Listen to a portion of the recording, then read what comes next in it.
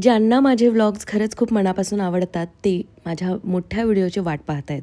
आणि सॉरी मी पोस्ट नाही करू शकत आहे, पण आता करण्याचा नक्की प्रयत्न करेन. आता माझ्या आवाजावरून तुम्हाला समजलंच असेल, माझा ना आवाजच बाहेर येत नव्हता आणि मी गावीही गेले होते. तर आज थोडासा आवाज बाहेर येतोय, तर म्हटलं चला आपण या शॉर्ट व्हिडिओला आपल्या आवाजात बनवूया. कारण बऱ्याच वेळा मी सॉंग्स देते, ते काही जणांना खरंच नाही आवडत, त्यांना माझाच आवाज आवडतो. अगारोच्या एग बॉयलरमध्ये मी हे इतके सारे एग्स बॉईल करून घेतलेले आहेत. अगारोच्याच मिनी चॉपरमध्ये लसूण, हिरवी मिरची आणि आलं बारीक करून घेतलेलं आहे.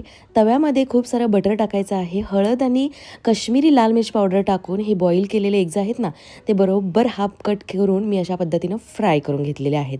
तर झटपट बनणारी अगदी रोड साईडला म्हणजे स्ट्रीट स्टाईल एक तवा फ्राय बनवते आहे मी. आता या तव्याबद्दल तुम्ही बऱ्याच वेळा विचारता आणि मी बऱ्याच वेळा सांगते की हा तवा मी ऑनलाईन खरंच नाही घेतलेला. ऑनलाईन घेतला असता तर मला तुम्हाला लिंक शेअर करता आली असती आणि त्या लिंक्समधून मला पैसेही मिळाले असते.